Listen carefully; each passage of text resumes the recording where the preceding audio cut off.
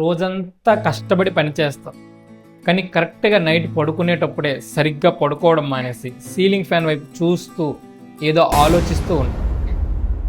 అదేంటో తెలియదు కానీ కరెక్ట్గా ఆ టైంకే ఆలోచనలన్నీ కలిసి ఒకేసారి మన మీద దండయాత్ర చేస్తాం. గతానికి సంబంధించిన ఆలోచన చూసి భయపడతాం, భవిష్యత్తుని చూసి తలుచుకుని బాధపడతాం, బయటకు కనిపించకుండా లోపలే మన ఎవ్వరికీ వినిపించకుండా ఏడుస్తూ ఉంటాం.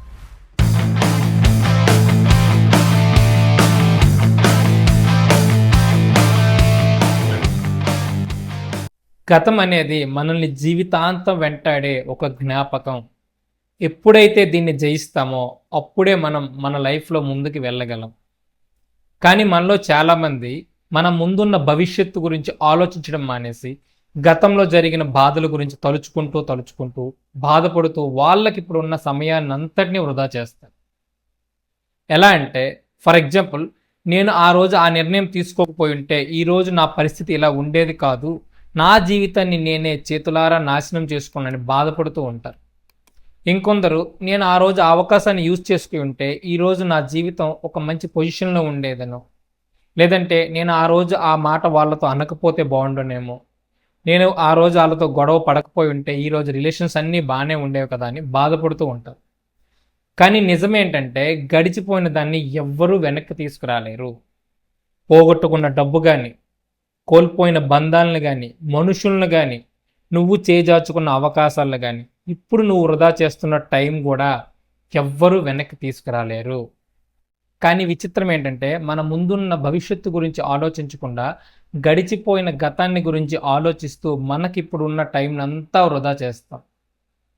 మరి దీనికి సొల్యూషన్ ఏంటి?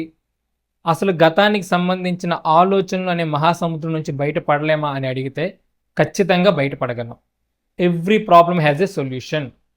కానీ ఒకటి మాత్రం నిజం, మనం జీవితాంతం ఎంత ఏడ్చినా, ఎంత బాధపడినా గడిచిపోయిన గతాన్ని ఒక్క మిల్లీమీటర్ కూడా వెనక్కి తీసుకురాలేం.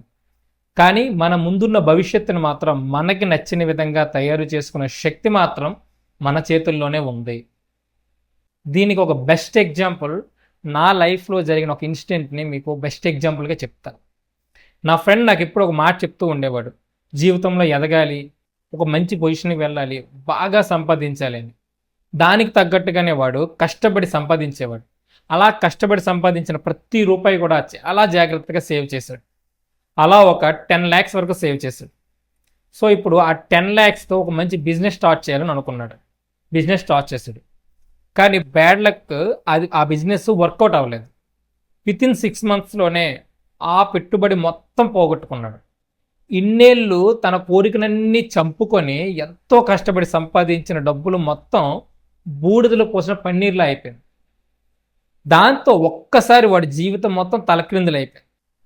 ఒక్కసారిగా ఇలా జరిగేసరికి వాడు ఎవరితో కూడా మాట్లాడడం మానేశాడు. సరిగ్గా భోజనం కూడా చేసేవాడు కాదు, టైం ప్రకారం పడుకునేవాడు కాదు, పూర్తిగా నవ్వడమే మానేశాడు. అంతెందుకు, చివరికి వాళ్ళ ఇంటోళ్ళతో కూడా మాట్లాడడం మానేశాడు. ఎప్పుడు కూడా బాధపడుతూ, పోగొట్టుకున్న డబ్బు గురించి ఆలోచిస్తూ అలా బాధపడుతూ ఉండేవాడు.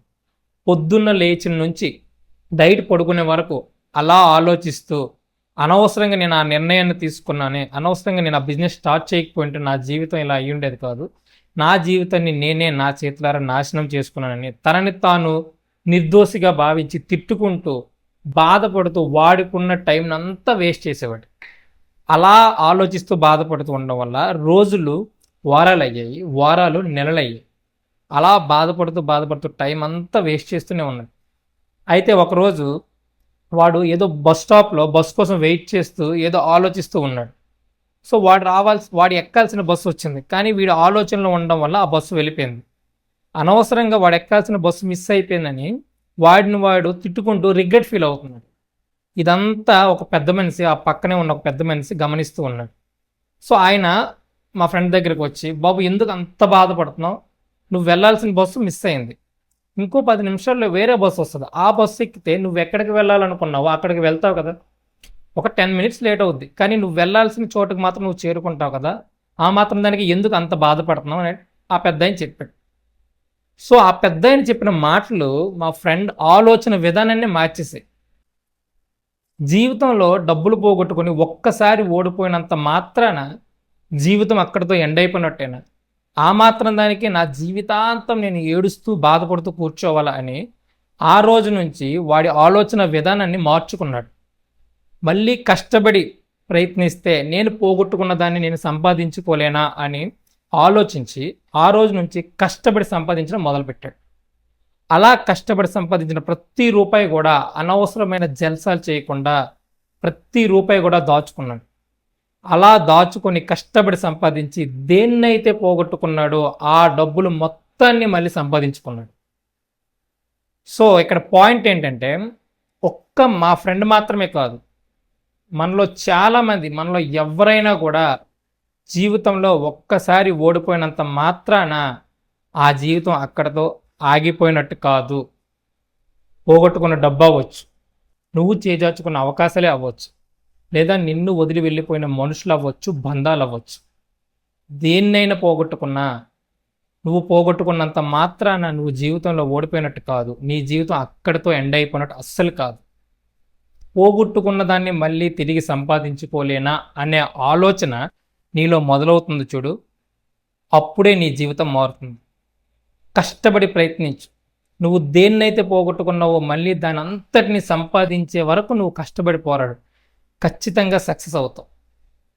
ఎన్నిసార్లు కింద పడ్డా లేచి నిలబడే ధైర్యం, శక్తి నీలో ఉన్నంత వరకు ఎలాంటి కష్టాలైనా ఎలాంటి ఆపదలైనా నిన్నేమీ చేయలేవు. కష్టపడి ప్రయత్నిస్తే నువ్వు ఖచ్చితంగా సక్సెస్ అవుతావు. కొన్నిసార్లు లేట్ అవ్వచ్చేమో కానీ ఖచ్చితంగా సక్సెస్ అయితే మాత్రం అవుతావు. కష్టపడి ప్రయత్నించు. నువ్వు దేన్నైతే పోగొట్టుకున్నావో దాన్ని మళ్ళీ సంపాదించు. ఈ వీడియో నీకు నచ్చితే ఒక లైక్ చేయి. నువ్వు చేసే ఒక్క లైక్ నాకు మోటివేషన్గా ఉంటుంది. ఇలాంటి మోటివేషన్స్ కోసం మన ఛానల్ని సబ్స్క్రైబ్ కూడా చేయమచ్చా.